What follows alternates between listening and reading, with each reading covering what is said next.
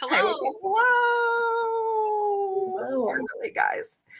Oh, just having a little rant session about that last book in this series. But if you clicked on this link, you know that we are here to discuss two books today for Fantaseries Book Club. We're going to be discussing Before the Devil Breaks You and The King of Crows. And boy, oh boy, do we have a lot to talk about tonight.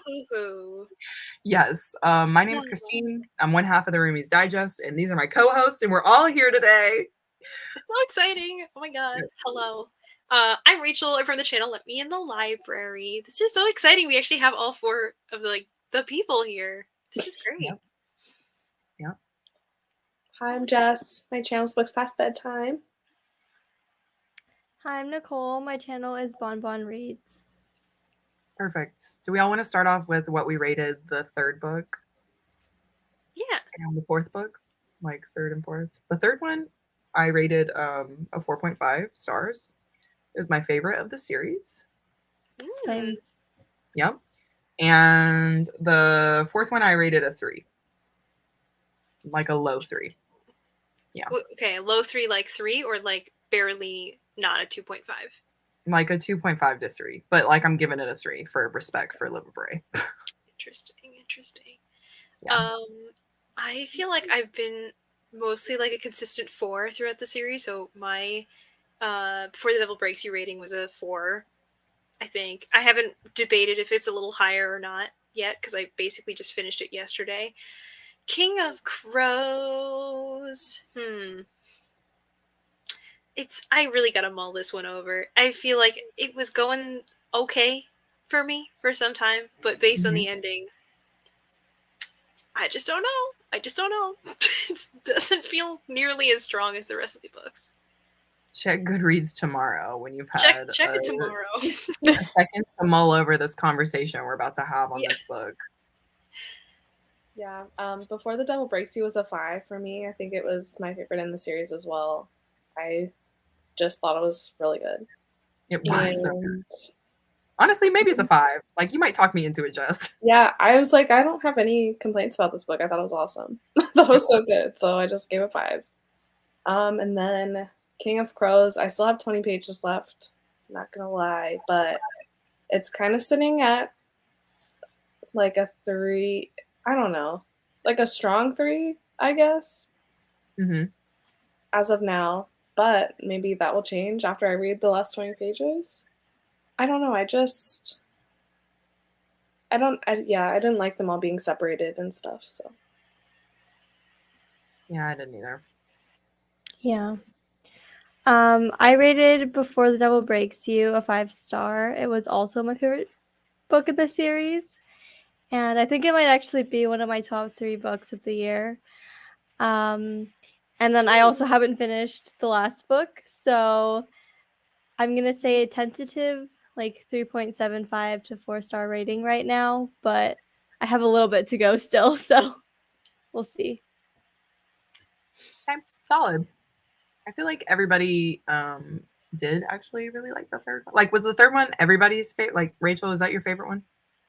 I think so. I mean, the more everyone's like already given their ratings, I'm like, it was really good. It was really good.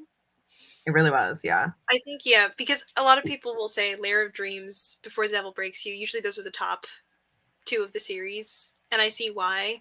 But I think just by book 3, like, we have all the characters established, but there's still drama going on.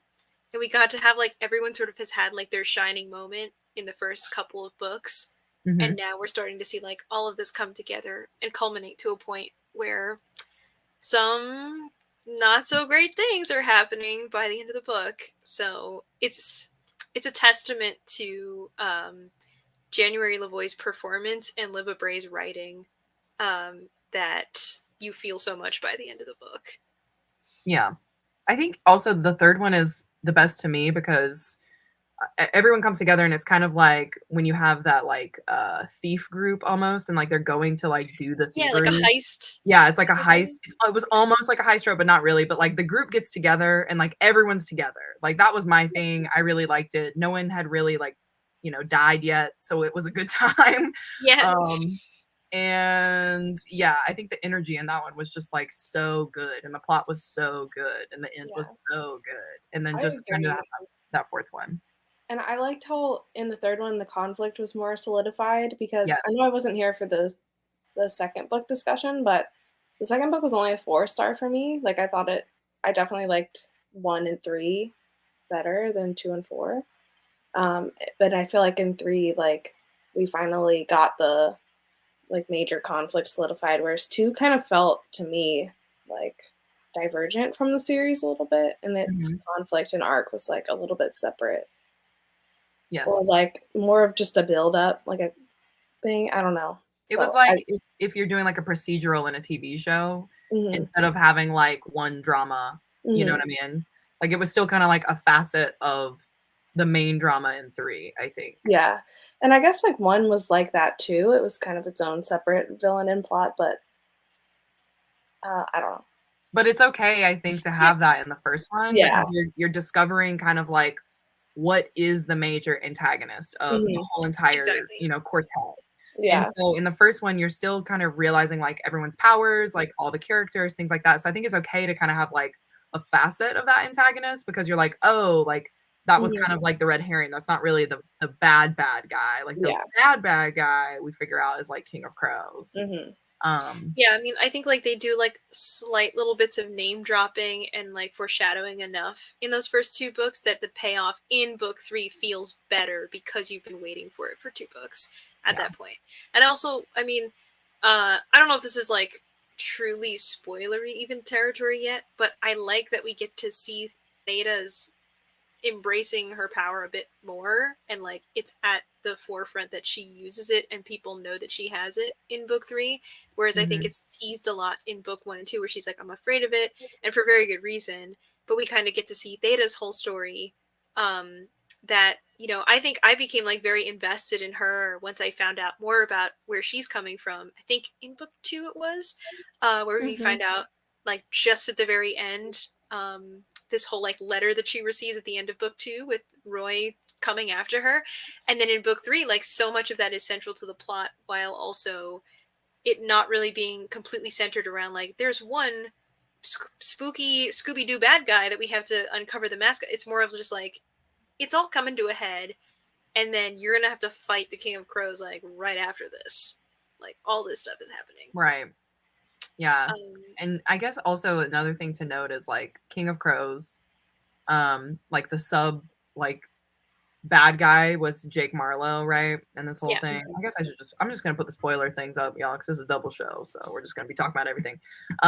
But yeah, so Jake Marlowe also I think was another example of kind of like that like red herring bad guy in the third book, because you were like, oh, like we know about the King of Crows, but like Jake Marlowe is really the bad guy, you know, or like whatever. So yeah, I don't know. I definitely thought that the fourth one was going well up until a point. And then after that point, I was just kind of like, all right, I'm bored. Like, what are we doing? Like, why are we on a quest when like we really should be, you know, kicking the King of Crows butt, or like at least Jake Marlowe? Like, what's going on? Yeah. Who I just want to start off and just say, like, do you guys have a favorite character before we like get into the plot of the book and stuff? And like, is your favorite? Well, here is your favorite still Evie? I think my 2 favorites like together are Evie and Sam, because they have like a really nice like back and forth, like their little wit, everything about them, and then they also like just care for each other so well. Like it's a love-hate, but I really love it. And then I think as far as like a singular character, I really liked Ling. Yes. Yeah. She had many layers, which I really liked. Yeah, I think Sam is probably my favorite character. I love Sam. I love him so much. That's really why I love Evie, you know? Yeah, Like, I mean, I love Evie too. She gets a lot of hate, I feel like, but I loved her as the main character. I did too. I love all of them, but it's hard to pick favorite. Yeah. It's hard. I think it is like pretty relatively even across the board because we get so much development of each of the characters in a way that doesn't feel forced. Like I think in a lot of other books, the author may try to develop some side character just for the sake of doing so, but every single person that we follow is actually like vital to this group in their cohesion. So I like seeing, like, you know, Henry's whole story with his entire background and this whole thing that we learn about him in book 2, his relationship with Ling and how they become good friends, and seeing that like blossom into this nice like bantery type of friendship that comes out of that. Um, I liked basically everybody. I didn't really like Jericho anymore for obvious reasons. But in general, also, I think his attitude was just more like, I don't know. He's always like the dark, mysterious like guy that's like, oh, nobody understands me, and I was like, therefore, I don't have any interest in you. Yeah, he struck me as a guy that would be on the r/nice guys finish last. Yes, yeah, totally. He just annoyed me, and I know he has a good reason to be broody, but he just annoyed me, Yeah, exactly. unfortunately. Yeah, me too. And then that whole business that happened in the 3rd book, this is definitely a spoiler, but when he gets that super injection of the serum and he Yeah. ends up being like a caveman, he's just like, must claim Evie. And I'm just like, what is going on with you, Literally. Jericho? I know you Yeah. can't help it, but that was, I don't know why Libba Bray did him like that. Like, why did you have to write him out like that? Why couldn't he just be his own man? I kind of But feel like he had to do it to force the love triangle in one Yeah. direction, because even yeah, though Evie already was like, wait a minute, this is like weird, like this is not it's exactly wrong how. for like 2 men.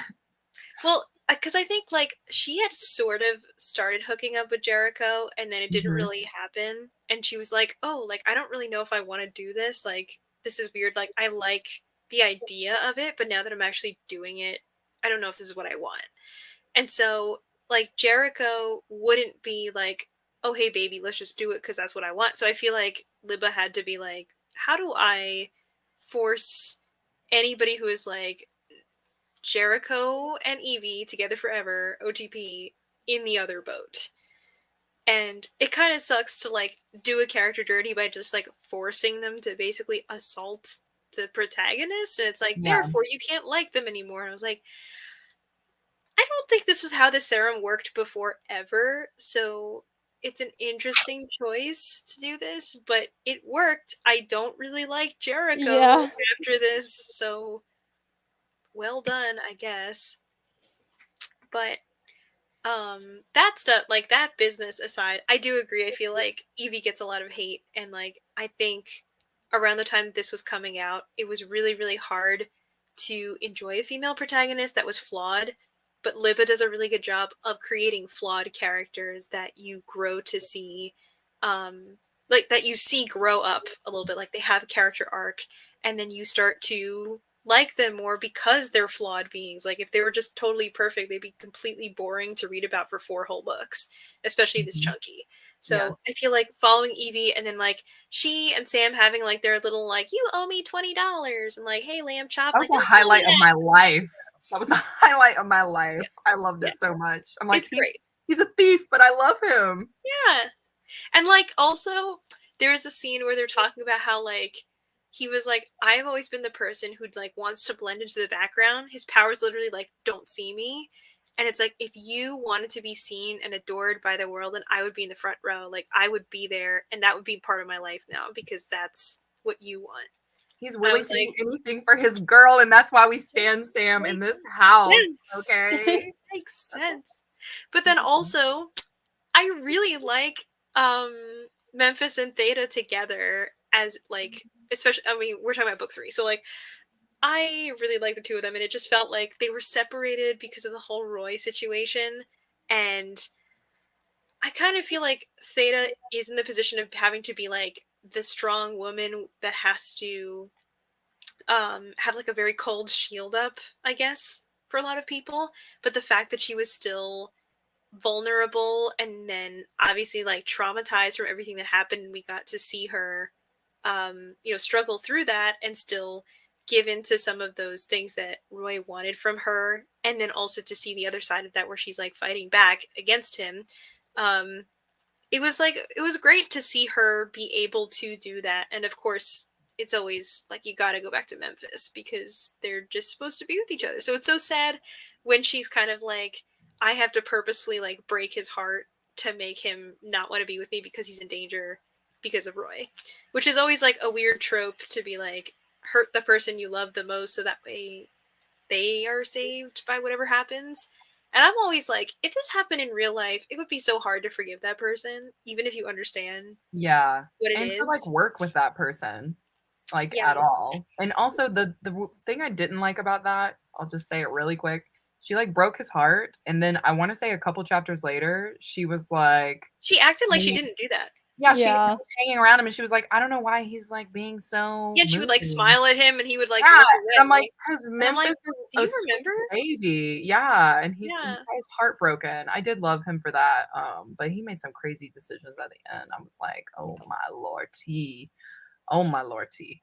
But yeah, I think another thing with book 3 that I really liked is we got to see more of Sam's mom, and kind of like it's almost like the generation of diviners before them, Yeah. I would say, even though it was just her basically.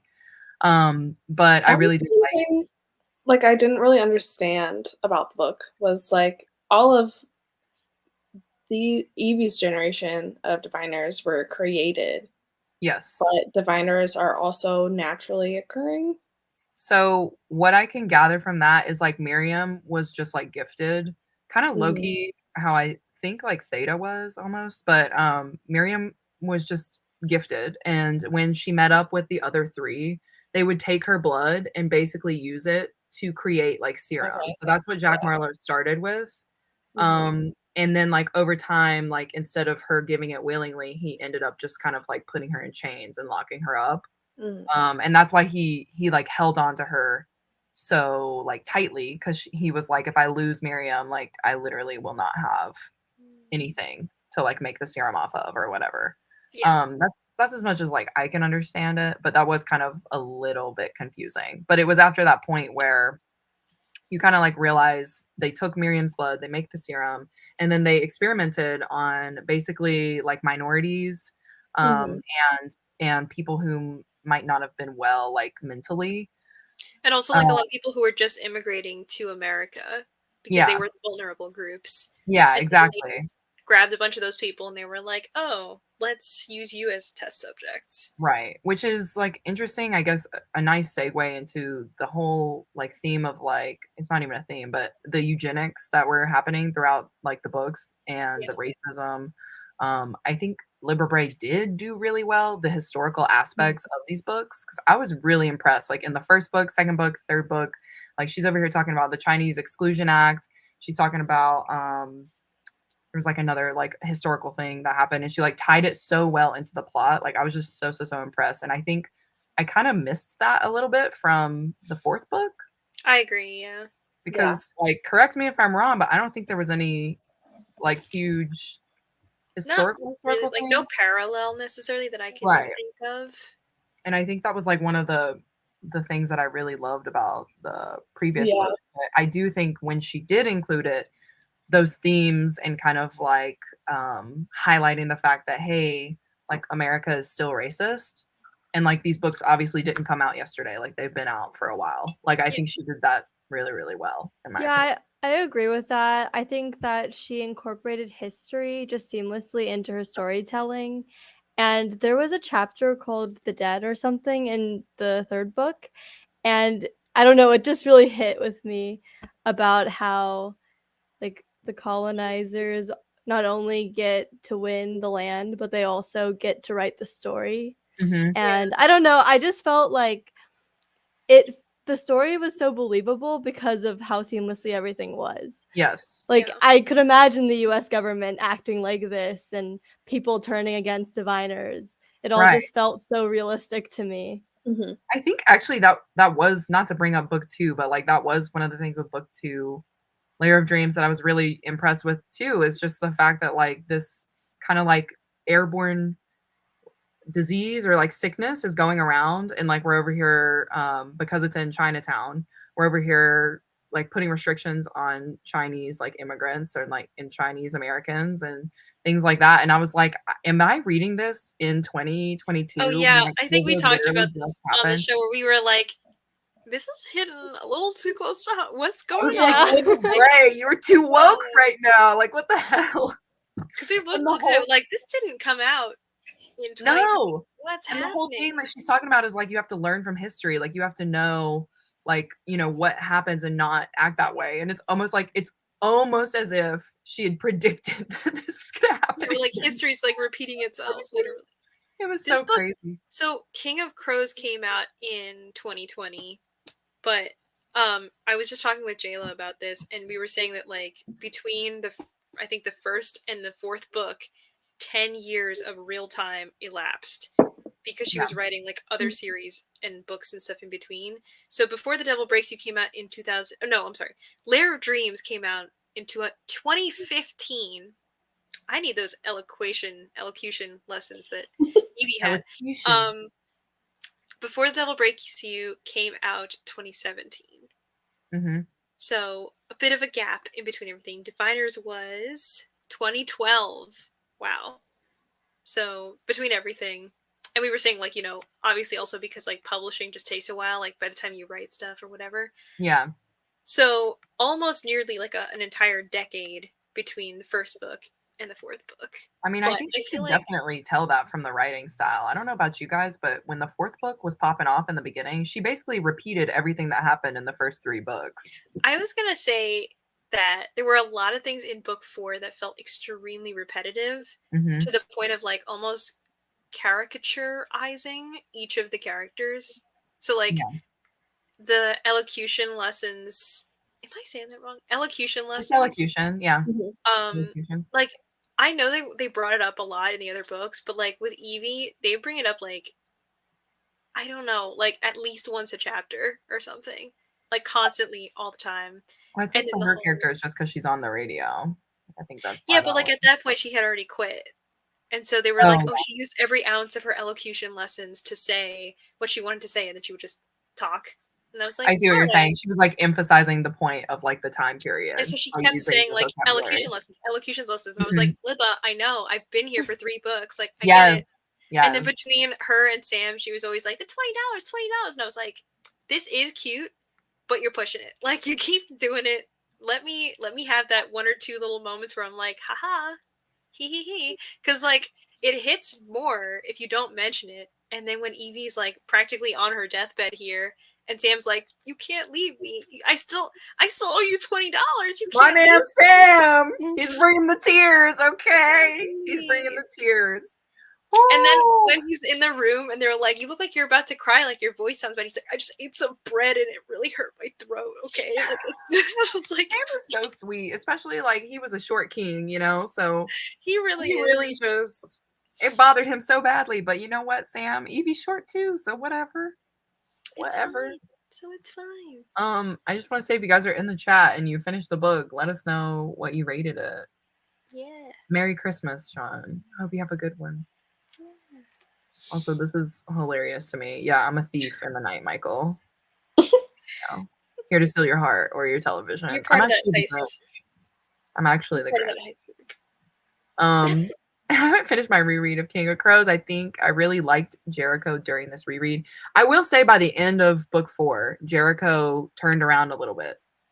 And that's because he became his own person. Mm-hmm. But I think he definitely, like, I've noticed Libba Bray likes to write a big cast of characters so that she can kind of like throw away characters sometimes. And from the beginning, I was like, Jericho is going to die by the end of this series. Also, like, he got his own like romance thing with like Lupe, which was interesting because it was literally just like, oh, a different woman, and he was like, I can love her. It's like it's just a different what is it person. about Lupe that we like? You know, I mean, sure, she's a wonderful woman, but Jericho's not lasting in this book. Yeah, book 3 Jericho was not it for sure. Hello. You are just in time. Sam and Evie are top tier ship. Also, Evie clearly has PTSD, and I don't think people give her grace for that. Yeah, she was dealing with the death of her brother. I said this in like the first book. I was like, she's still dealing with that. Yeah. You know? And not to mention, like, it's so sad in book 3 when you already know that Will died, which was shocking to me. And then, like, 4 chapters later, they're like, we should go see Will. And she's like, I don't want to. Like, I don't want to see him. They're like, no, we should go. She's like, fine. But, like, I'm never going to forgive him or what. And then she shows up and they're like, oh, I have some bad news. And she's like, oh my God, this is exactly the same tone they used when my brother died. And it's happening again. Mm-hmm. And then while they're there, they're just like, oh, do you know, like, anybody who would have wanted to hurt your uncle or anything? And she can just, like, see him, like, lying on the ground with, like, an eye, like, partially open. It's just like, you don't just simply pick up your life from there and recover the next day. I will say Libba Bray likes to kill characters, and then, like, the characters that are left literally don't deal with it at all. It like happens, and then it's almost as if like we as the readers shouldn't care because like no one else cares about it in the book. Yeah, there's very little talk about it, I think. Yeah, it was like that death, and then I mean, I guess this is obviously spoilers. You guys see that little bar, but the death of like Isaiah as well for like a hot second. I don't know. I just didn't care. Am I heartless, guys? You tell me. I mean, you were telling us about it backstage, and I was like, oh, no, because that's the part where I am right now in book 4, where, like, he's still talking with, what is it, something to, it's, what's her name? You're talking about The Sarah little girl. Sarah Beth, sorry, that's what I meant. I was like, Betty Sue is Theta's name. That's not right. Betty Sue. Okay. Sarah Beth, yes. Sarah Beth. I'm still at the part where, like, he's talking to Sarah Beth and her parents are like, oh, well, you know, like, she's got problems or something like that because she's 15, but she acts like she's, like, 10 or something like that. And then also, by the way, she died, but then she came back, so don't worry about it. And everyone's like, huh, all right. And they're more concerned with, like, why are you saying, like, she's not normal? And I'm like, guys, we should treat this like a red flag, though. Because, like, if somebody dies and comes back to life and they're a diviner and they are talking about, oh, I have an imaginary friend called the man with the stovepipe hat. Wake up, sheeple. This is literally Endgame. This is what we've been talking about the whole time. You are just being stupid at this point. How are you not paying any attention to this at all? And so I'm at the point where, like, Isaiah plays with her in the woods, and I think Memphis was just like, oh, you shouldn't do that anymore. And he's like, why don't you respect me for being 11? And I'm starting to get, like, a little bit of peach fuzz. That was a whole thing, too. Like, Isaiah just wanted to be an adult, and, like, I get it, but also, like, Isaiah, you're 11.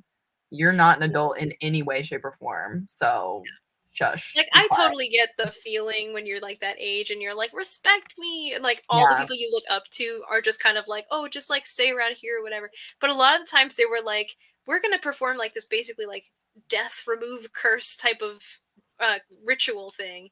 And, like, Sam, just make sure, like, nobody can see us when this is happening. And Ling and Henry, like, use your dream walking and stuff and whatever. And then Isaiah was like, what can I do? And I was like, well, literally, what could he do? Like, he just has to, like, hang out. Just like Theta also just has to, like, hang out. Everyone's just using their power on the thing, so just do that. You can't be mad if people are not like, please go see into the future and see what's going to happen next, because that's not how his power works. Yeah, so, I get that he was there, I guess, to be kind of like the younger, like he was there to take the fall, right? He's the scapegoat, right? Because he ends up, getting killed, and then he goes into the dream realm. Yeah. So, like, I get what she did there, but I just didn't like it. I didn't like how any of this plot unfolded. Like, I think this is a great comment to talk about. Like, Marlowe was the actual villain, King of Crows, who we don't know him. This is a great thing to talk about because, like, sorry, I just lost my train of thought. Where did it go? King of Crows the whole time was like, your decisions are your decisions. Like, whatever you decide, that's what you do. But I'm created from, like, all the evil of the world. Meanwhile, Marlowe is the one who was like, let's get it for America. Like, let's control the King of Crows, and we'll really get in there and just make sure America's #1, by golly. And I'm just like, oh my God. This, like, goes back to the whole, like, racism thing. And just, like, having Marlowe is Trump, prove me wrong. Yeah, that's basically it. But yeah, overall, there was a lot of traveling in the 4th book. like a lot of like going to get to the place. And I Yeah, I will really say, so I was talking about this in the Discord, I think, earlier today. Yeah, like, I know a lot of people really don't like it because they get split up and stuff, and I would say, like, some parts of that I didn't hate, because I kind of felt like each of the characters had to, like, experience what was going on and actually have an internal monologue outside of, like, witty banter of, like, now this person's gonna say their catchphrase, and this person's gonna say their catchphrase, and whatever, but, like, they had to actually, like, sit in the moment and be like, oh my god, what's happening? At the same time, I also was a little confused because I was like, some people are just like at the circus and they just work there now. And like, are we gonna why are you at why are only some of you at the circus and like some of you are not? And you're like making no effort to try to get back together. And then like 2 chapters later they would just all be reunited again. And I was like, where did this happen? Yeah, I'm so confused. I agree with that because it's like the whole time they're all trying to get to Bountiful, and it's like they're just doing just hang whatever, screwing around. But then as soon as they need to go to Kansas, they're there. Like the they're next literally day. there. Yeah. Why The couldn't thing you is, do the that? character To get development to was not Nebraska? good. Like, what is the disconnect here? I don't know. I think she just really wanted them to be separated for a while and then like brought back together and like have that moment. But Yeah. I did kind of like Henry and Memphis traveling together, and I liked seeing how they came to like kind of understand each other a little bit more. that's Yeah. actually a good point because I did actually like Ling and Jericho together. That Yeah. was like Jericho's best time when Yeah. he was like with Ling. Yeah, I Yeah. agree. I liked, those kind of pairings of people that like weren't as close within the group, like come Yeah. to like understand each other and see their similarities. And That's definitely a good point because I forgot all about that. I just blocked it out. I was like, yeah, the whole thing sucked. And I did, y'all, I say this all the time, but I do love a circus trope. Like whenever we go to the circus, Christine is having a good freaking time. So I love that. I was like, let's it's go like, to I'm not Sam's. even whenever there's a anti-circus. circus, I'm like, no. Okay, I'm not even anti-circus. It's like I'm not particularly like super for or against the circus, but I was just like, why are we here? Like I feel loved it though. I feel like it kind of makes sense because of the whole like we gotta blend into the background and nobody can know that we're here and stuff. But then they It were did like make sense. fully integrating into the circus where they were like, this is the elephant and these are all the monkeys and stuff and here's the whatever. And I was like, Yes. aren't you trying to go somewhere soon? Yes, that's the point. I think that's the point. It's like we got into these separate situations and it was great that they bonded together, but like did we need to know all of the information in every single situation? Like no, we need them to get to Nebraska or wherever the heck they're going so that they can defeat the King of Crows. Then obviously we find out later that like that whole point is moot. But yeah, I think there could have been a ton of character development in this last one, just like coming back and learning from everything that they've done in these 3 books. Like, for example, if we have a sketchy situation, like a red flag, why don't we listen to that red flag and like have a little bit of character development? But I think that's one of the most frustrating things about the 4th book for me, because I saw a lot of the opportunity, but then we never took it. But then we had the circus trope, so I was all right for a little bit. Like Sam is over here doing the acrobatic flips. I'm like, yes, Sam, be a king. Be a king. The circus is what did it for you. It really, I mean, it I saved can't it. believe It Sam saved it. never like pulled that out before though. Like you would think that he would have like been like, "Hey Evie, look, I can do a backflip." Oh, 100%. Yeah, it was random as hell. Like it Yeah, didn't I'm make like, any where sense. did this come from? This doesn't fit with Sam's character to keep this a secret. Exactly. But that's also like what I think this whole book is. Like a lot of it was really just like out of the blue. Like Sarah Yeah. Beth, that was her name, right? Not Betty Sue. Yeah. I was like, I'm about to call her Betty Sue. Sarah Beth was a really random character to me. Like I know she came out, I think in the end of the 3rd book, maybe. Maybe, but I remember like Isaiah was just like, sometimes when I look in my mind, I can talk to somebody. And I was like, okay. And there was like, yeah, her name's Sarah Beth. And she's just like, she lives on a farm. And she told me where to go. And I was like, the fact that every single time as you're like, I think it was pretty much just in book 4, because like they were leaving in the caves or something. Not the caves, Mhm. the sewers or something. Like they were leaving the explosion and they were like, we gotta run, we gotta go. And it was just like Isaiah, Memphis, and Bill. And they ran together. Then Sarah Beth was like, where are you? And he was like, I'm going to tell you my exact locations. And like everywhere that they went, he just kept telling her. And I was like, stop that. Stop. Like, no. Yeah. I feel bad for Isaiah. He was a young boy. I will talk about one reveal. How did you guys feel about the Bill reveal? Did y'all like book that one 3? in the 3rd book? In book 3? Yeah.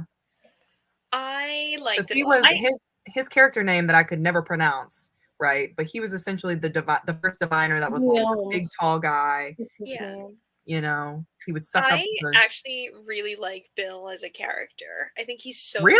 interesting. I think Me he's so too. interesting. Okay, let's Yeah, talk I thought about it. Let's talk he was about it. interesting as well. Like, obviously, I hated him for the first couple books and thought he was awful, but I did kind of like how he came back and There helped was Theta and just so Memphis. I much feel like he, to him. I yeah, feel like he had so much depth to his character, more than I would ever have expected from a side character. And the fact that, like, he, in the first couple books, like, as he was clearly, like, doing the wrong thing and trying to steal life force and stuff from Isaiah in order to get a hold of Memphis's power, every time he did it, it was like this horrible act that he knew he was committing, and he felt bad about it, but not bad enough to stop. But he would still, like, reveal enough of, like, his history and, like, the reason that he does the things that he does, up to a point where I think somewhere in, like, book 2, or maybe, like, very beginning of book 3, but I'm pretty sure book 2, like, he tells you, like, enough stuff about himself that I'm like, he's not gonna do it this time. And then he just, like, looks at Isaiah and he's like, I have to. And he just does it, and you're like, oh. Because, like, it's not the repetition of, like, he's done it 3 times before, so I know he's going to do it the 4th, but it's just like, maybe this time it'll be different. Because you've seen enough of him where you're like, there's more to this character. There's layers and layers and layers for Bill. But then also seeing now in book 3, the whole reveal of, like, he just aged, like, so much, where he should be, what they think they said, like, 30 something, like 35. Yeah, 37. Okay, 37. And meanwhile, he looks like he's, like, at least, like, 60 something, almost 70. Yeah, he was an interesting character. I thought that reveal was very good, but I definitely did not like him as a character. Like, even in the end, unfortunately, like, I I I just feel knew like did there was not that going was to like the him be. only because part we, of that huh? book that, like, that's the part of His that that made me sacrifice. emotional, was his sacrifice. Yeah. That was nice. I'm glad he did it now. Don't get me wrong. I'm glad he did that because that girl needed to go. She needed to get out of here. I was so mad at her too. I was like, get out of here, That Sarah was like Sue, his whatever the last hell your stand to name is. try and redeem himself, saving everyone. Yeah, I knew He there was going to did be a have mini a little bit of sacrifice. a redeeming thing for me in that moment. But yeah, I think I don't know, for him, he just annoyed me because he was moping around about not being healed by Memphis the whole time. And I was like, did you even ask Memphis to heal you once? Like, why are you over here? You're like over here expecting him to come to you. And it's like, you need to ask for help, my guy. You can't just be over here stewing about, and like then he kind of like was trying to get back at him through Isaiah. And I'm like, you're literally abusing a child. Like, you're not a good person. Yeah, no, he was No, very yeah. bad. And he could have got, like, certainly should have approached it many different ways. But I also Yeah. thought, like, the one scene where Memphis is like, I'll kill you, like, and he's, like, fighting him, and he puts his fingers on his eyes, and instead he heals him. I Yeah. was like, oh, that's good. That's Yeah, that very was a good good. scene. That's because Memphis can do no wrong, until the end of the 4th book. But Until the end of the 4th book, but yeah. But yeah, he was, I will admit, he was an onion character because obviously he acted the way he acted because he was working on a plantation, you know what I mean? And he was abused, obviously, and enslaved. So that makes sense. But, did I like it?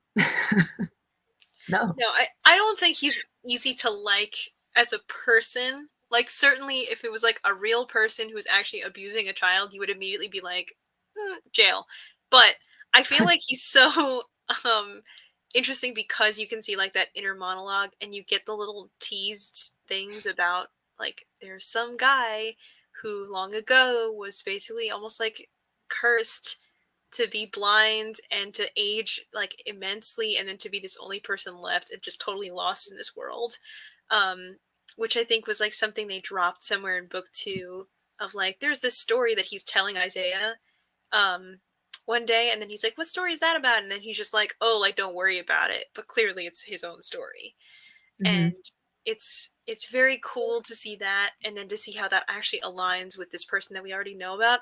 And I kind of was, like, getting that suspicion, because I remember when I was reading I think it's the first part of book 3 when they first like looking through the files and they're seeing like, oh, here's this I guess it was like a transcript or like something like that between um oh my god, Sister Walker and like a diviner, and they're like, oh my god, this person was a diviner, and I'm like, guys, there's more going on. Like Yeah. clearly There's more to the plot here. But it's very cool to like see that, and then to see all of that finally come together, and then they're like, this is really your name, and I'm like, ah. Yes, I was like, plot reveal. I did like that one. Yeah. Nicola, what was your favorite character? Probably Theta. I really liked learning about her story and just seeing her character growth throughout the series and how she learns to kind of stand up for herself amidst her trauma.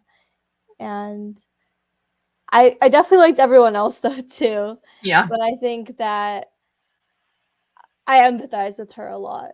So It was a good cast of characters for sure, but I think Theta did have one of the strongest arcs in the whole entire series.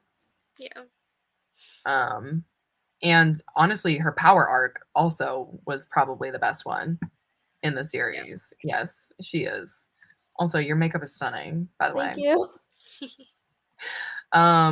Ling and Jericho's banter was awesome. I want to talk about Ling for a second because she obviously is an ace character, and I loved seeing her discover like what asexuality meant, because like especially Libba not Bray having being woke, like yeah, like God. you got no vocabulary for that in the 20s, where you're just like, it's weird because like I would like to hang out with you and put like, cuddle and hold hands and maybe kiss or something, but all that other stuff I don't know.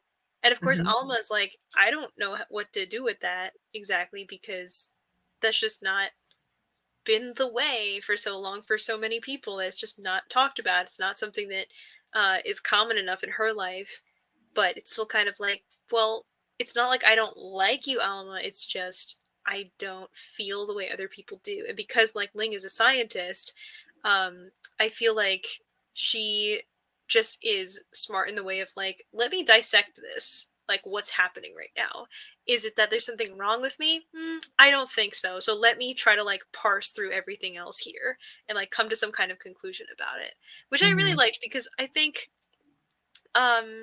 like you could be fooled from the surface level into thinking like, oh, you take this character who's disabled and then they also have like this very terse way of talking about things, and then you're going to also make them asexual, and now it's like you're trying to say something about whatever. But I'm like, I really don't think so. Like I really just feel like for her character to be able to have like her own romantic plot line and to see that develop in such a way where it's like, yeah, I mean, like, I don't think it even makes sense for every single character to be perfectly straight in a series, regardless of what, like, year it takes place in. So I really love that, like, Libba took time to explore that for Ling and to actually give her, like, the freedom to think about that throughout. I think it's mostly all in book 3, a little bit in book 4, I think. But Her are you talking about her sexuality, like yeah. discovering gays? Yeah, like her discovering, like, first of all, like, I think the whole thing of, like, oh, I really like Alma comes out, where you're like, ooh, lesbian. And then she also, like, pairs that as well with the asexuality somewhere, like, halfway through before the devil breaks you, I think. It's something like that. I know that when they go on the road, like with her and Jericho, she's still kind of like figuring it out at that point. Yeah, so Because that's book 4. Alma's like still trying to kind of like hook up almost, and Ling's like, I just kind of want to lay here and hold your And it's like, hand. oh, I'm kind of tired. Like, Yeah. yeah. I did like that. I guess like just having a character like that. And I did like kind of how Alma accepted it, and she wasn't like acting like she was disgusting or something. So Yeah. that was really nice to see. It's the bare minimum, but it's what we need. Like, Yeah. Well, and I feel And like by the end she was like, we can try to yeah, make it no, work, I think they were for like, sure for gonna us. be they were Yeah, for sure gonna be and together. I liked how it was built up and like realistic. Like we're gonna have to make compromises and find what works for us together. I Yes, don't it know was what very I like thought it was Ling. cool. Like Yeah. seriously. Mhm. yeah. She did have some of the best quotes, like going back to that one quote where she was like, there are variations. There are always like variations in science, and like I'm just a variation to like what people typically would see. Mhm. I was like, God, Ling, you're just like high level. You're just a genius. Yeah. And I guess I liked her and Jericho together because Jericho also is a genius. So like them kind of like having that back and forth intelligence. But And I also think it's interesting because I think I'm getting the books kind of confused together, but I'm pretty sure like a lot in book 4 for Henry, but then a lot in book 3 and 2 for Ling. But Ling always talks about like when I walk around with like crutches and stuff, people always look at me and like I can see them watching me, and it's not obviously like a good thing. And then for Henry, I think he and Memphis were talking about something, and then I forget. I think it was just like let's dream walk and see if we could find Theta, and he was like, "Oh, can you just like give me something or whatever?" And I think like they touched each other, or like they said something about like sleeping with a man, and then Memphis kind of like flinched, and Henry was like, "Ooh, like I'm used to also like people looking at me, but like it kind of hurts when it comes from a friend." And Memphis like apologized for it or whatever. But I also think like that was such an interesting pairing to put together. I know we're past book 2, but I think it's interesting to see those two having been put together as like kind of besties in book 2, because they're both kind of like coming from a place of people may not like accept the way that I look or the way that I am, and I don't get the same kind of like treatment as any other person necessarily, but they both like, I think they had like very honest conversations, and they both just came to see each other as people. And then I just loved that that was never something that like either person like was like at all judging the other person for. It was just very much like a full acceptance of each other. And I think like those parallels continue throughout the rest of these books as we see them like get paired with the other characters as well. It's like we've gone through that whole like development of each of those characters at this point, so I feel like it's even more fulfilling to then see them pair up with like someone that we haven't seen too much with as much. Like Jericho generally we've seen as like, I love Evie, that's my whole thing, I'm the Ubermensch, I get like injections and it makes me go a little wild and stuff, and like very little else as far as like what's actually going on in his brain. So I kind of like that we got to see more of that, and then also seeing that as well paired with Ling, where he's like, I like to study philosophy, and like here's all the things that I like, and we got to see that because like he and Ling are having that conversation back and forth with each other. And then the same thing goes for like Henry and Memphis, like they had that conversation together because they were on the road, because they were sort of in that isolation running together. yeah, well, and I think Memphis kind of recognizes that a little bit in that moment where he kind of flinches. Yeah. Just because Memphis is like, look, like you're gay, I'm black, you know, like we both have to go through some things. And that kind of brings it back to like this part right here, because when Ling is basically saying like she can't run, I'm pretty sure it's when they're in the asylum, right? Mhm. Yeah, they're like, we have to And get out of here as soon as possible. Everybody run. And then she's just like, I can't yeah, run. that part And was so good to me. I like that as well. I was just like, yes, y'all, like, can we think about people with disabilities for 1 second? Like, yeah. Jesus. And like But in that's that so moment, important like because like Memphis is the if one you who like takes care of her, and he's like, look, I'll like grab you. yeah. But And I yeah. think the same thing happened with Jericho, I think, because Jericho grabbed Ling and was like, okay, make a lot of noise. And like they got into a taxi. It's like, my wife's having a baby. And then the It was taxi driver funny. was like, are you kidding me? And she was just like, I'm going to scream at the top of my lungs, like right now. He was funny. He was funny. I was like, Jericho, you have a personality sometimes. Yeah.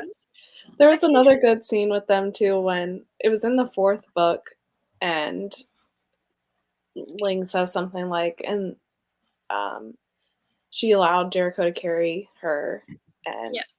Jericho was the kind of friend that would do it, and I don't know, I can't remember exactly what it was said, but I think he was like carrying her where she was like, I'm not going to be able to do whatever. And he was like, oh, don't worry. Like, I'll get you. And he just Jericho, back. I'm yeah, telling you, his I arc did was like that good in part. that last book. Yeah, He was good because he really said, Ling, it's not an issue. Like you are like a leaf to me. I can pick you up and take you, you know.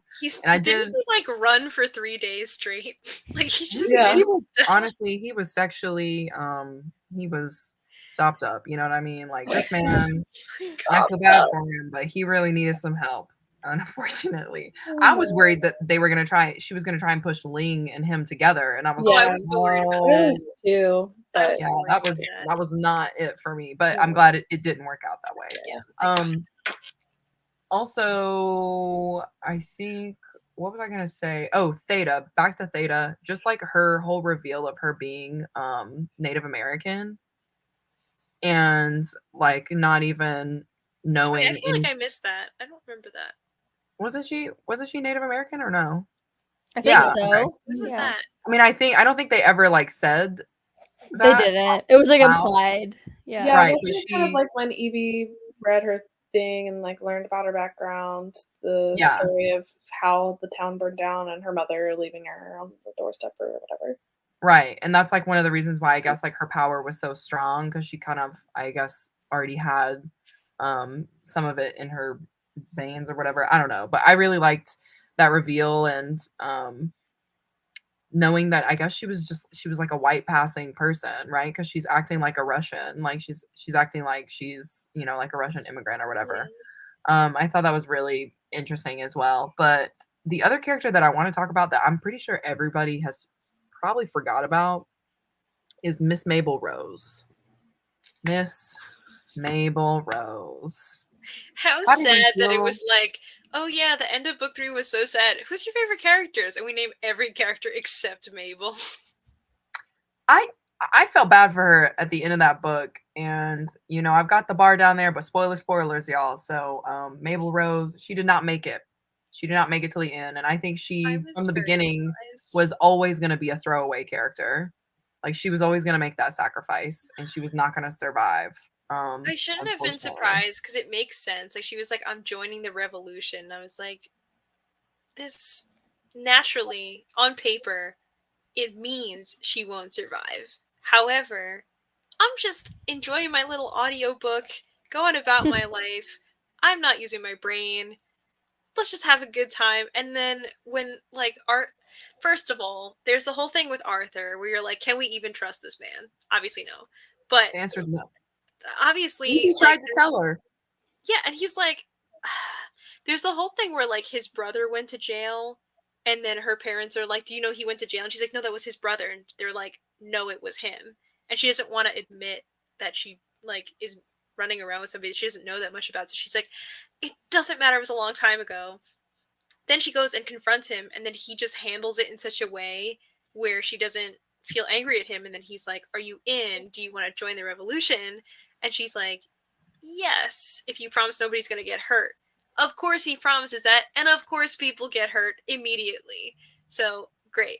Then she's like, I'm going to these secret meetings. I'm obviously doing something, but so much of it is like, I'm doing it out of spite because I want to be on top. I want to be better than Evie, where it's like, now I'm doing my thing. This is my little group. We're Yeah. doing this thing. And then, like, she finally is like the first of their whole like friend group and stuff to actually have sex with somebody. And she's like, I beat Evie to it because Evie's the one who like is so highly sought after, but I did it first. It's But then you can unfortunate that obviously Libba Bray did that to her character. It is so unfortunate that she made her that way. Like she really made her character arc to become like some jealous version of herself where she had to like beat Evie and she had to like become a revolutionary to like make a name for herself and stuff like that. And even in the end, when she asks Arthur if like he loves her, the man doesn't answer. I don't know if anybody noticed that, does but I was like, he I'm not? so sorry. I did not No. notice that. Yeah. She says, "Do you love me?" And there is no answer at the end of that chapter. Wait, I That's thought it was brutal. because he died. No, I don't know. He might have died. Okay, Who knows? now I need to check. Mm-mm.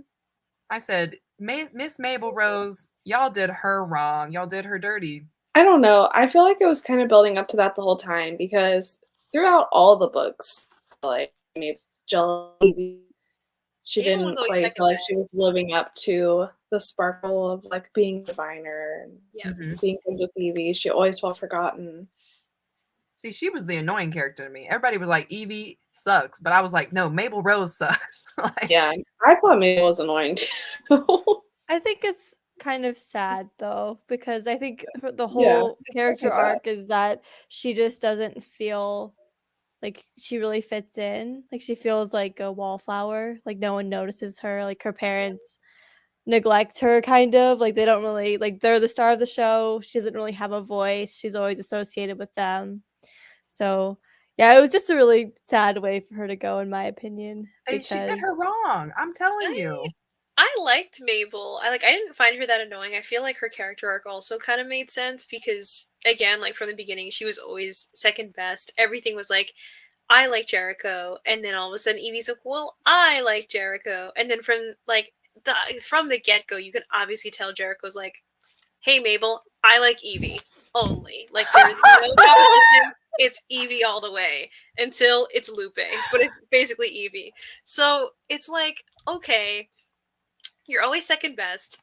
This is like your childhood friend basically, because like didn't they know each other? And then her parents like moved to New York, and she's like, I'm gonna go here, and this is the only person I know other than my uncle. So she knew Mabel, and Mabel knew Evie for like so long, and they were like old pals, call each other all the time, go out dancing, and like they knew each other.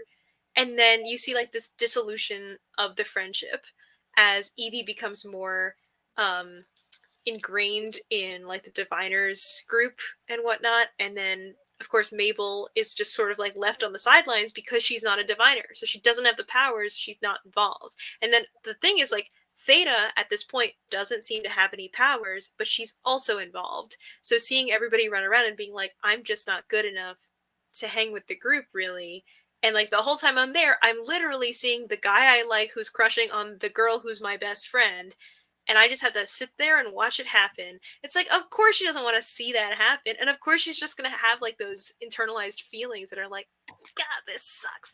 But then I thought like, okay, so she meets Arthur, and she's like, wow, and I'm with Arthur. It's like, who? Jericho? Who? Literally, like, I found the love of my life. This is great, and I'm like, some attention, y'all. She just wanted some attention. it's sad because it's literally just like the fact somebody looks at you, and like that's really all it is. But it's like, oh, he's handsome and he pays attention to me, and that's all it is. And so she goes with him, and of course it's like, oh, he's like doing something important, he's working for the cause, and he says that like this is how it is, so I believe that. And just seeing her like being this kind of like more naive person who, it's like I thought it was so interesting because her parents are like completely on the opposite end of the way that they both revolutionize. Like they're both like, we should rebel against what's going on, but her parents are like peaceful protest, and then her friends in this group are like, let's bomb things to make a statement.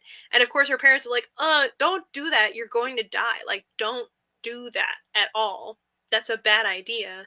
But that's the foreshadowing for what's happening at the end of the book, where she's like, no, I'm going to do whatever I want. Yes, I'm in for the cause. And she says it like 3 or 4 times before the end of the book. So when it hits, you're like, oh no. Not to mention, Arthur's like disarming the bomb because he's like, I love you so much, let's get married. Like, I don't want to do this anymore. Let's just not do it. And then the Pinkerton agents show up and shoot. I was so surprised they shot Mabel, of all people. Mm-hmm. But they like shot her in the side, shot her like, that's how you knew she was gone. Like they shot her through the stomach and it hit like the spinal cord in the back. Mm-hmm. She's out. She's bleeding out. And then like she can see like the clouds moving and whatnot. Because I re-listened to that a few times where I was like, oh, no. And then the death I was actually the most surprised by was the fact that they killed off Sarah Snow. Because I was like, what? I thought she was like Evie's little antagonist, that she was going to be her rival for a while. She was until she wasn't. And that's what I was saying. I'm like, Libba Bray just loves to kill off people for no reason. Then it was like in the middle of like My Country 'Tis of Thee. It was like Let Freedom Ring, and it was like halfway through Ring and just boom, and it was gone. And I was like, is my audiobook broken? Is this on purpose? It's definitely on purpose. Oh my god, no. And they were like, the funeral was next week, and here's what happened. I was like, don't do this to me, Libba. And I was like, that was one of the first like deaths, I think, right? Of like the main cast. Yeah. Goes hand in hand with Will. Like I didn't think Will was gonna die. Me neither. And they kicked it in like the same like chapter. That was sad. That was the saddest. Y'all know I like Unc, okay? And then he didn't even have a chance to talk to Evie after all that stuff. So let's talk about this. So Will is part of the 4 who who started off in the program Project Mom. experimenting to make diviners, right? And like he gets smart and eventually like leaves the program because he's like, I can't be doing this with you, Jake. You're a literal psychopath. Yeah. But then we find out that he gives the serum to his sister. And then He has just to live says with that. that the whole entire time. Like, how do we feel about Will kind of concealing that, I guess, from Evie and like harboring that guilt because his nephew slash, I guess his friend, like he was like close with him. Her brother James. Like, how do we feel about Will? I liked his character. I think that obviously it was really screwed up, but I definitely don't think he's like inherently a bad person because he felt so guilty about it throughout the rest of his life.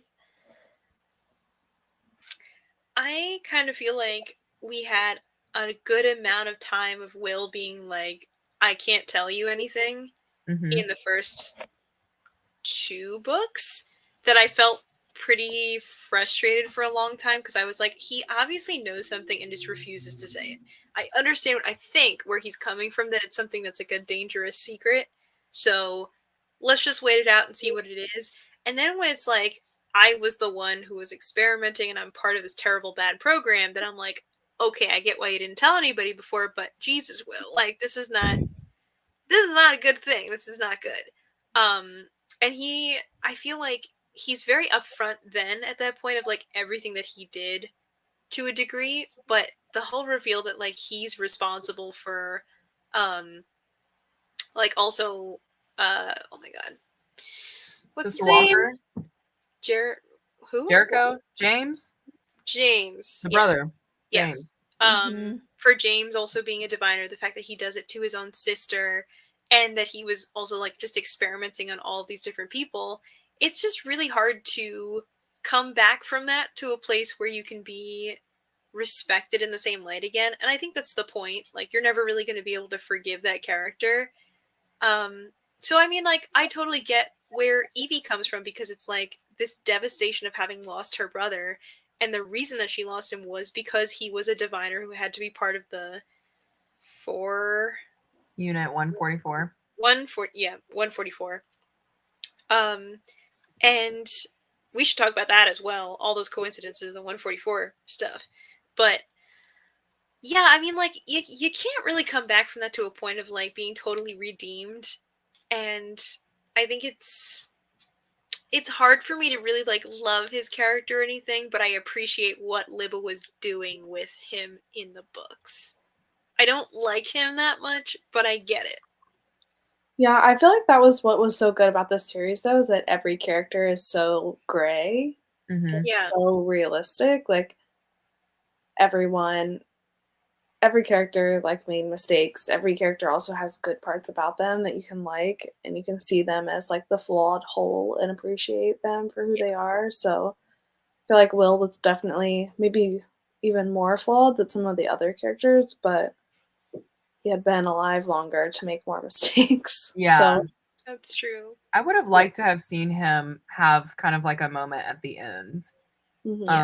And kind of really redeemed himself. Like I would have liked that because I think he was like I feel like Libba was trying to do that with Will's ghost manifesting for everyone so often and like warning them of things and telling them things. Yeah. In a way, but I agree, I would have liked something more satisfying. Yeah, More not like concrete. as soon as people died and they were ghosts, I was like, they're not themselves anymore. So Yeah. like it doesn't the only person Yeah, that was Octavia's sister, the mom, Memphis's mom, right? Yeah. She was the only So one who that touched her also face. is interesting because in the 4th book, then we have Evie who sees Mabel as a ghost, and she's like, Mabel, oh my god, it's me, it's your best friend. And then Mabel is just totally like not like, you know, it's like you have to let Mabel rest. Like it's not really her. It's like she doesn't want to talk to you, basically. And of course, Evie can't accept that. And then there's like another ghost fully attacking Evie, and Mabel's just like, sucks. Yeah, because Mabel's What? not Mabel anymore. Like Mabel is a literal, like, controlled by the King of Crows. Like she's out. Like Yeah. once you're So like, dead, in my book, you're dead. I yeah. am So like, literally if Memphis's that's the mom. case, then it just doesn't really make sense for like any other ghosts to just magically be able to manifest and help Yeah. people. But I think they did mention that, like, in one of the books. I don't know where, but they did mention that, like, not all ghosts are bad.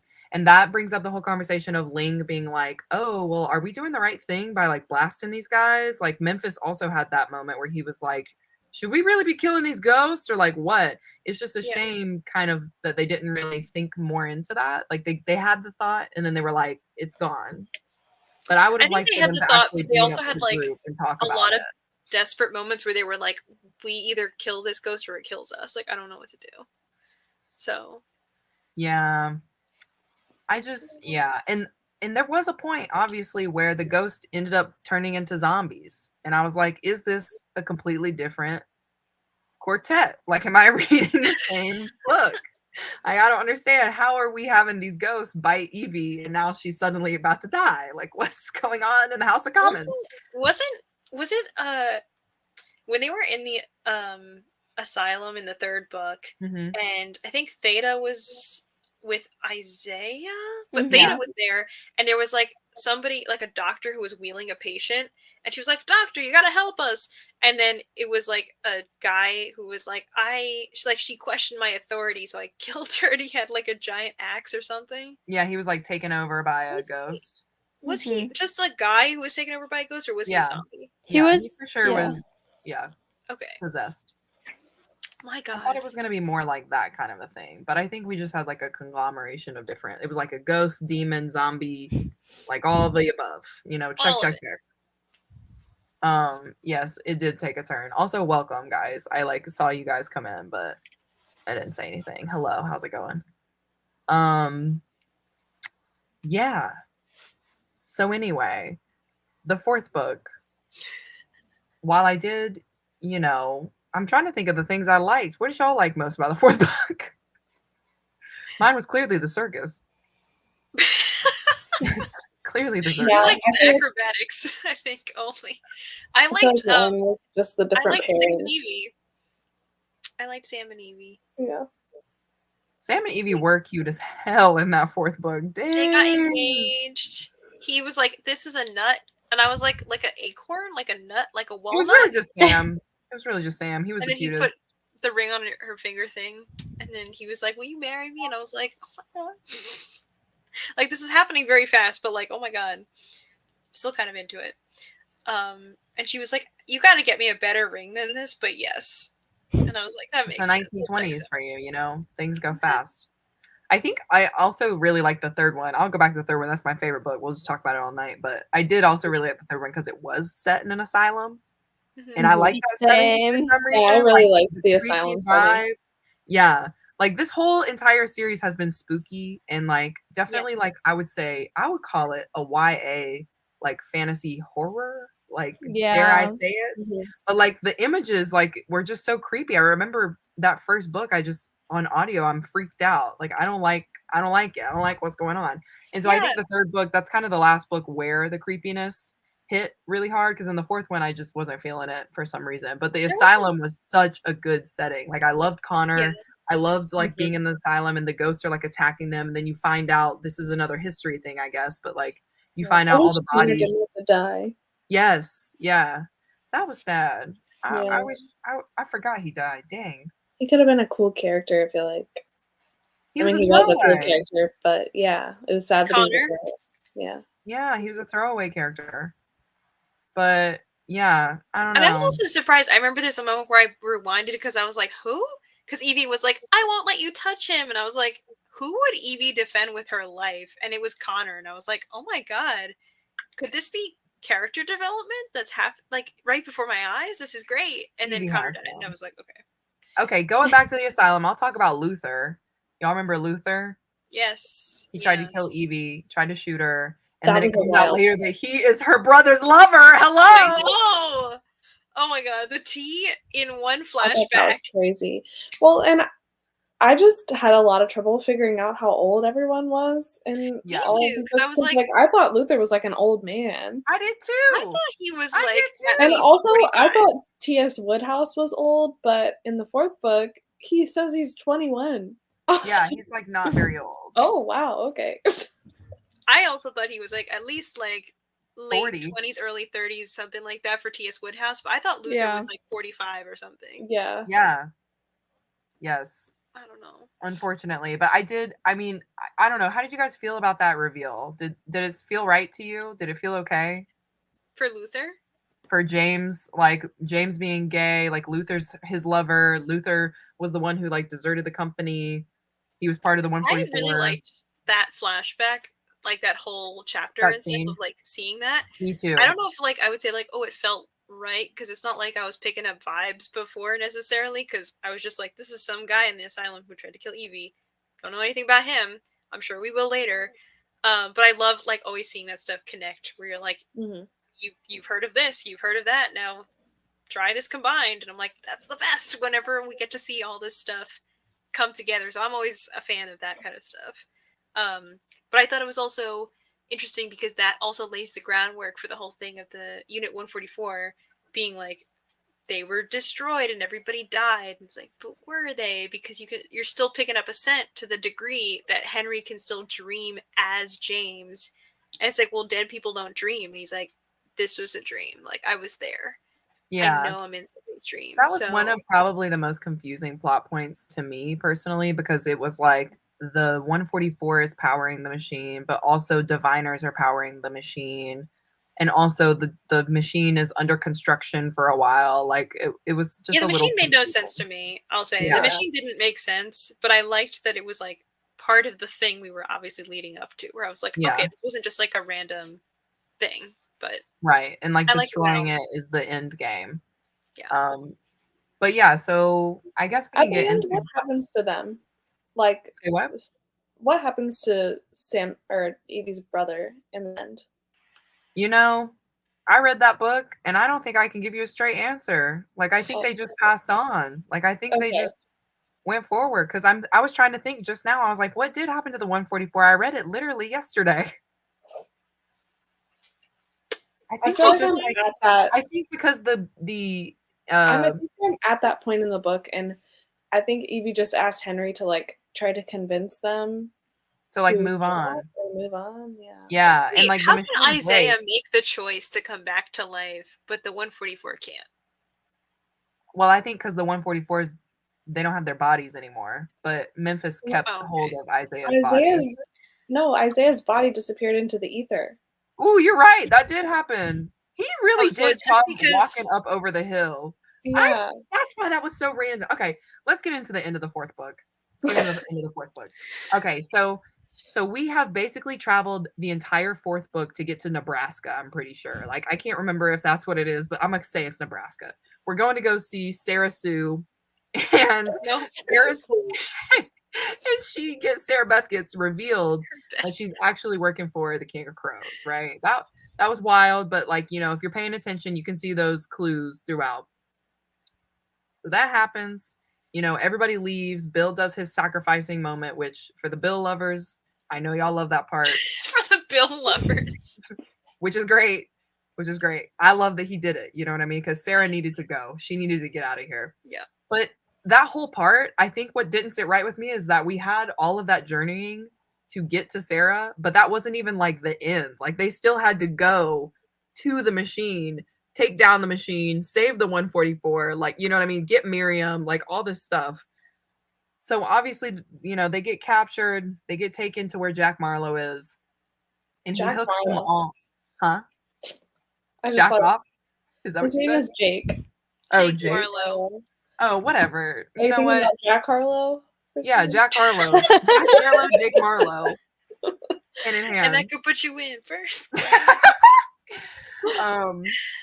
But yeah, so they end up going and he hooks them up to the machine because he's like, y'all are gonna open the rift. You know, you're gonna keep the King of Crows alive, you know, whatever. So they get hooked up, they go into the dream realm and they try to take down the King of Crows. And this is the part where it got a little fuzzy for me because I was like, what's happening in the House of Commons again? I'll make that reference. But Isaiah ends up being the one who goes up against the King of Crows. And It's just the way that he defeats him makes no sense.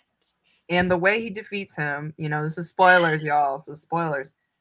But the King of Crows opens his jacket and he's like, let's make a deal, And all I'm picturing when I'm reading this is like the King of Crows opens his jacket and he's got like a bunch of watches. And he's just like, which watch do you want? Hey, little boy, what do I watch? He's the New Yorker. But he opens his jacket. He's like, pick your future, make a deal, la la la la la. And he says, what do you see? And Isaiah says nothing. And that's the big like villain moment where the King of Crows is like, no, and just kind of like he's done. That's it. No more evil in the world, I guess. He's no longer there. Yep. And Isaiah saves the day, and then goes to his mom and is like, Mom, I gotta go back and take care of Memphis because he's really gonna have a breakdown if I don't become alive again. So steps back into the real world, and he's now alive. I'm okay with Isaiah being the one to defeat the King of Crows, but not like that. I wasn't. I was like, what's the point in all y'all having these powers if Isaiah's the one? I mean, sure. I'm okay with Isaiah having his moment in the sun. Like, I want him to be able to, like, do something. Like, I like him. I think he's a cute kid. Like, he's been through a lot.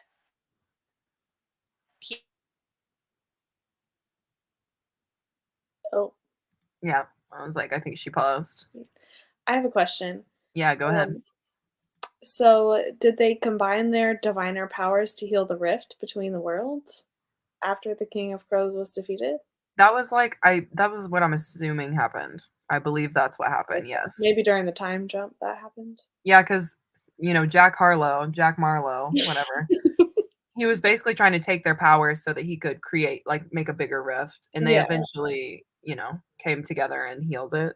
Okay. Not Rachel in the chat saying I'm frozen. I'm like, yes, Rachel, we know you're frozen.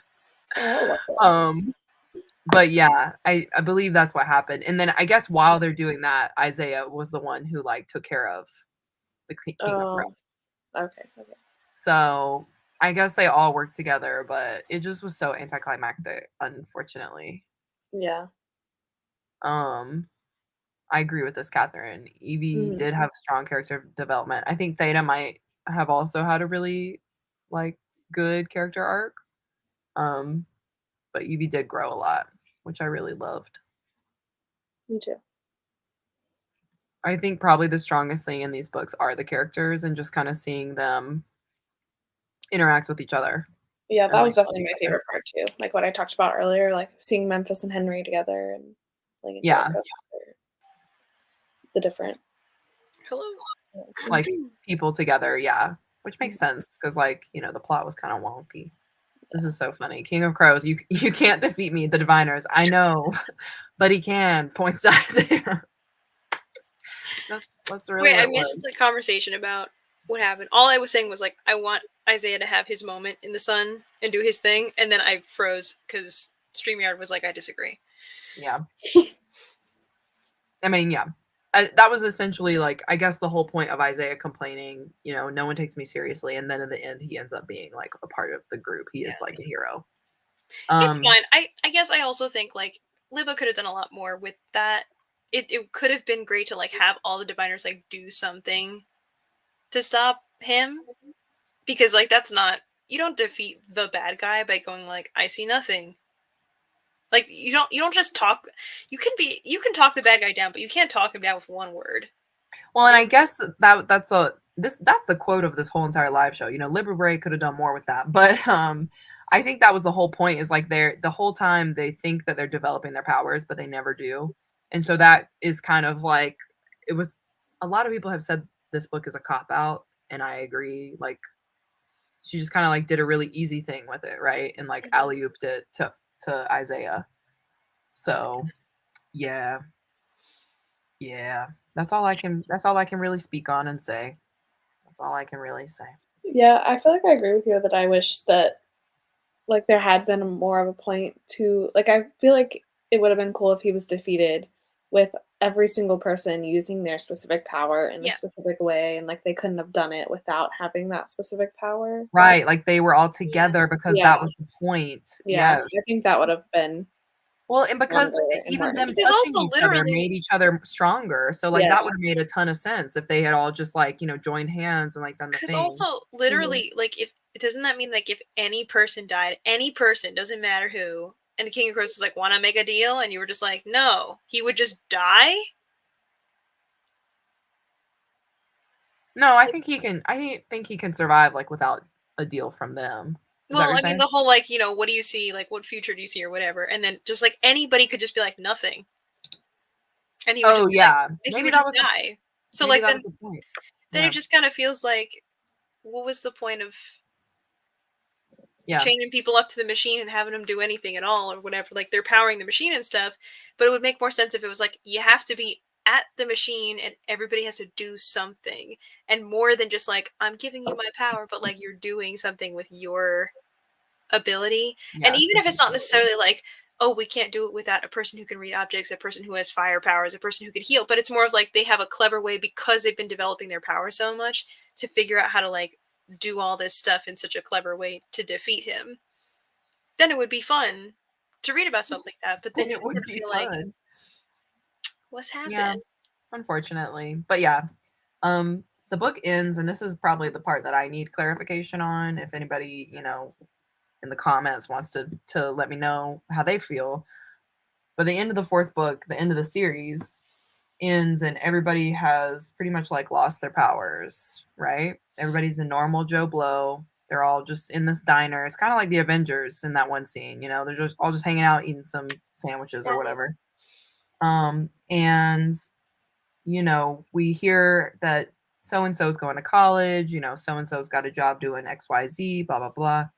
And then on the radio we hear the Hail Hitler in German, Yeah. which is, I guess, like the start of World War II. How do we feel about that ending, guys? I don't like it. You haven't even read it. I don't like it. They should not be no powers. I mean, Is like, the do point we of think? it just go ahead. like is the point of it just that like this evil is defeated, but there is still more evil in the world? Evil can never Right. be truly defeated. This is what I need clarification on, because I'm like, is she trying to set up another Diviners book where like they don't have Not powers, so now necessarily, you but feel maybe things? she's like implying that there I will I But I think feel like be evil to you defeat. got it. You got I the A in feel the like class. she Yeah. should have said more with that because like Libba's done such a good job of like painting those messages from really well thought out, like she has like a very eloquent way of putting that kind of stuff that she's done throughout the book so far, where she talks about like unity and the fact that like we have so much division and distrust and hate towards people, and then that's what leads to this kind of future. So the whole thing that happens with um like the voice, what was it, like the Voice of America or something like that, the Voice of the People, The Voice of Tomorrow. Voice of Tomorrow, yes. So like that's the whole thing that like Memphis has his poems and like they're all talking to the people, which by the way only happens and then like it never happens again. Like there's like one quick scene where they're like, we're gonna do this radio thing, and they're like, every night we snuck out and we did this, and then that's how everybody knows where we are, or like that we're still out there and stuff like that, even though they can't Convenient. trace the signal back. And I'm like, well, Yeah, if that's a convenient clever plot way to point. use your powers, hopefully that will be useful to the end of the plot, and it's not. But I mean, something like that, like something where Memphis has spent all this time like talking and saying things, and like, of course, all evil shouldn't go away. Although that also means like you should probably change what the King of Crows is supposed to be, because if it's like I feed on all evil, he's just gonna come right back because we got more evil brewing. Well, I think they were just saying like if you don't have a breach like in the realm, then like he can't come through. I think that's what they were saying. I guess, like in terms of like thematically in like the rules of the world that like Libba has set up. But I also think Yeah. like if it's the whole like I'm the manifestation of all evil, then it's like, well, then he's just gonna get stronger wherever he is or like whatever. But Well, it's almost like a combo of like what you and Jess are saying. Like there is always gonna be evil. yeah. And so like that I think that ending kind of is just kind of like there will always be evil, and like the King of Crows will never die, Yeah. but like for now he's not Yeah, I think there. that could have been said differently than how it was, because you It were was reading us abrupt. like that last paragraph, and it was just like, are we in a diner and now all of a sudden, like, what's happening? And then the whole thing that was like, the hero raises his arm to the crowd and it becomes a thundering roar or something like that. Hmm. That makes me think that they think like the hero is Hitler or something like that. And like, if that's not the case, I'm just really curious, like, what that's supposed to be. Yeah, the hero part was interesting. I'm not really sure I understand that because I wasn't sure if they were talking about Hitler or if they were talking about just like a random person in a parade in America that was just like, you know, like saluting. I'm not really sure, but yeah, it was abrupt. I think maybe I don't know, maybe not abrupt, maybe just vague. It felt abrupt. It felt abrupt. I kind of was just like, okay, that's the end, you know. But Because they also it's had, interesting because the title of that chapter is epilogue/prologue. So it's almost like it's like the end of things, but like the beginning of but things, you everything, know? history repeats itself, all that good stuff. Yeah. Yeah. Which obviously is a theme because she mentioned that multiple times, especially in like Lair of Dreams. Yeah. It's like, I'm not upset with like what message she's trying to provide. I just feel like it happens so fast where it's like, we're following all these characters. We're in a fantasy world where they're like defeating the bad guy. And then all of a sudden it's like whiplash. Even though it's like a while later, it's like all of a sudden we're here. No one has powers. We're eating in a diner. By the way, World War II is about to start. See you next book series that has nothing to do with this. Like, it's just, you have to still like sew these two seams together. Mm-hmm. Like, it doesn't really make sense to just throw it in somebody's face and run. Yeah. That's just kind of what it feels like. Like a little bomb. Just like going off. Yeah. It was definitely not my favorite as far as all of them.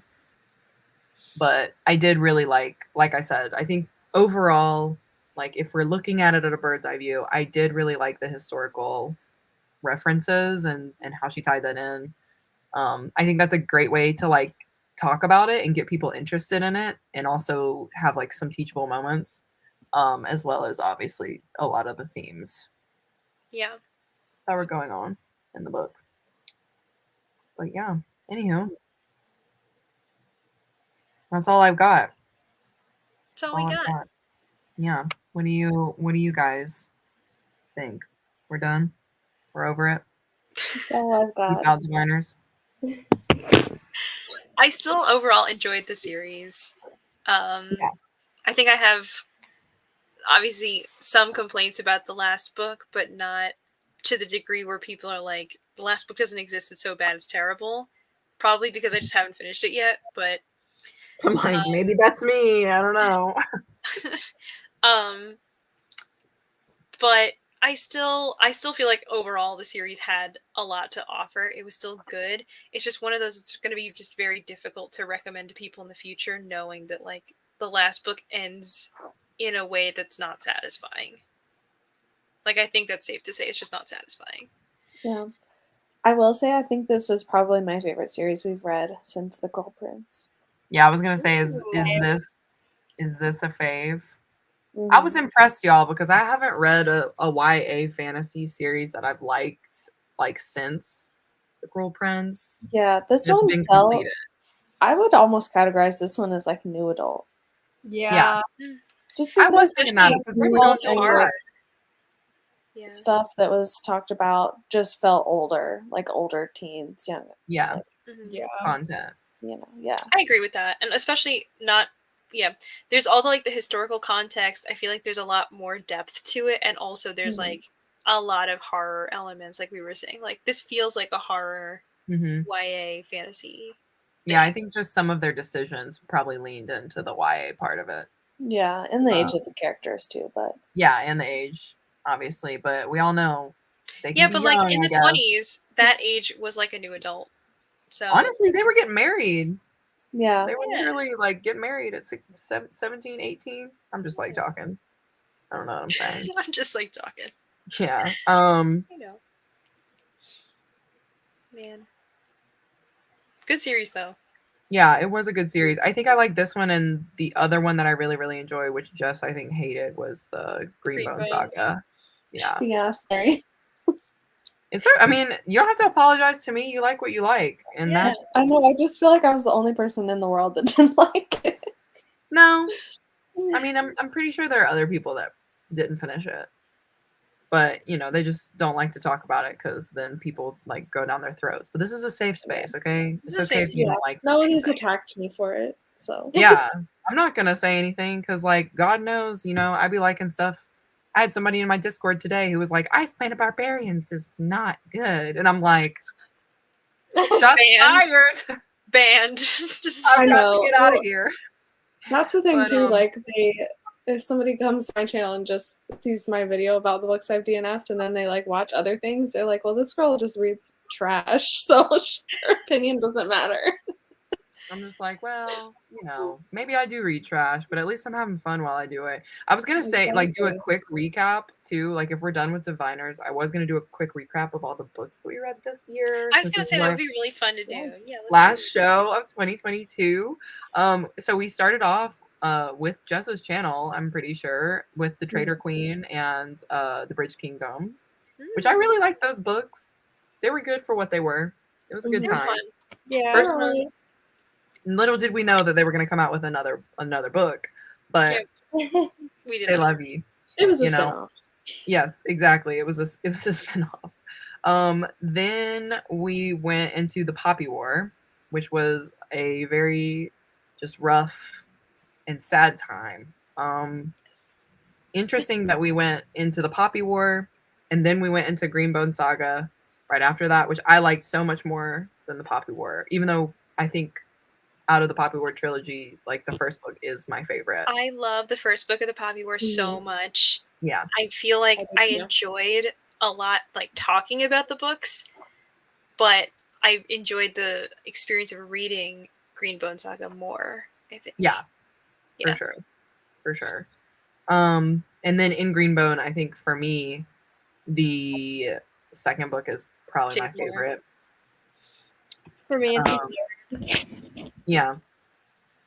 And then after that, we started Diviners, which we all know what my favorite book was from that quartet. Not the fourth one. Book number 3. Something about that magic number. Number 3, my lord. Yeah. So yeah, I think if I had to pick a YA series from this year, it was this one, and then Greenbone for the adult.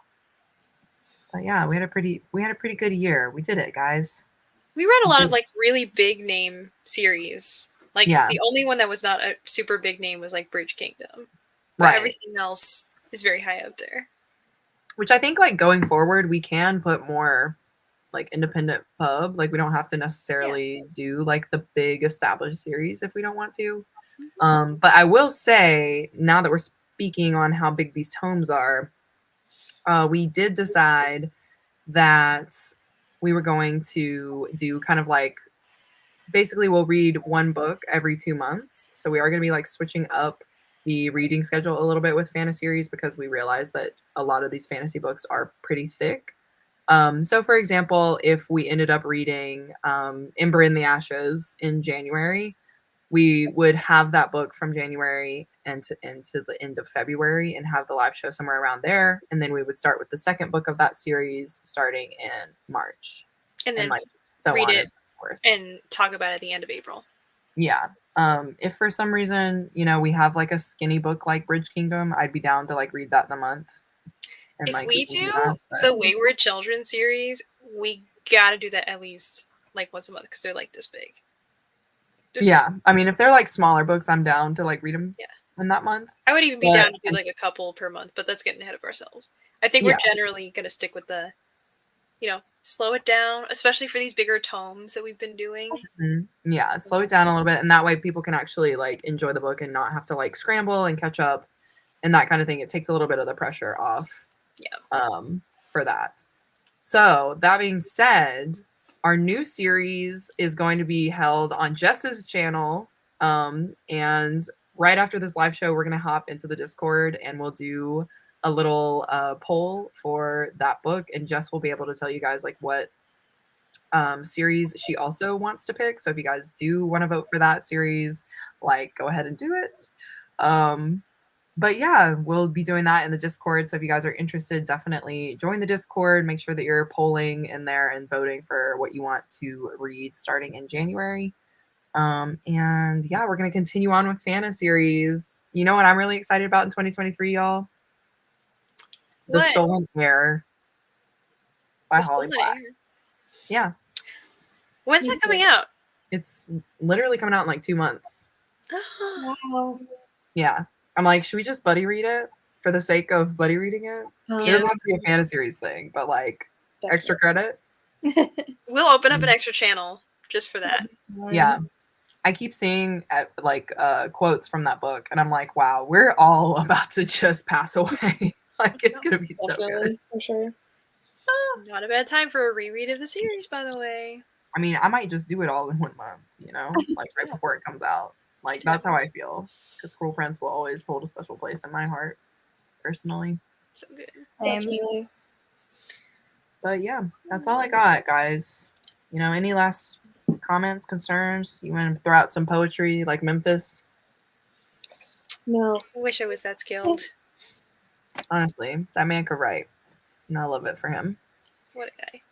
All right, cool. Well, if you guys aren't subscribed to our lovely hosts, I don't know why you wouldn't be, but please make sure that you're subscribed to everybody here and do me a personal favor. You know, if you like me in any capacity, if not, forget what I'm saying. But go on their channel Or do it and anyway. watch one of their videos. You know, comment, like, say something. You know, engage. Let's make this a community where we can all be together and you know, have bookish opinions. I would love that. So, other than that, you know where to find us in January. Okay? So, And vote on our poll. yeah, we are definitely going to get that poll up ASAP. So, head on over there, vote for your favorite, and we'll see you guys in 2023. See you then. Bye. Bye.